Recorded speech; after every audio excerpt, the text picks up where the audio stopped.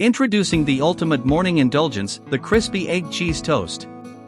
This one-pan breakfast egg sandwich hack is sure to revolutionize your morning routine.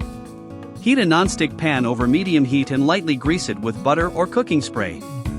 Place both slices of bread in the pan and let them toast for a minute or two until they start to turn golden brown. Once the bread is toasted on one side, flip each slice over. Crack an egg onto each slice of bread, making sure to keep the yolk intact.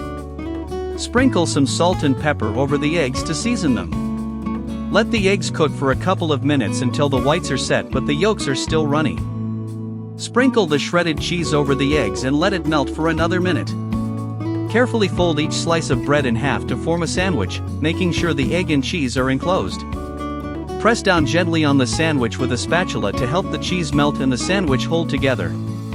Once the cheese is melted and the bread is crispy and golden brown, remove the sandwich from the pan and transfer it to a plate. Let it cool for a minute, then slice it in half and enjoy your delicious, crispy egg cheese toast. This recipe is a quick and satisfying way to start your day with a hearty breakfast that's packed with protein and flavor. Give it a try and let us know how you like it.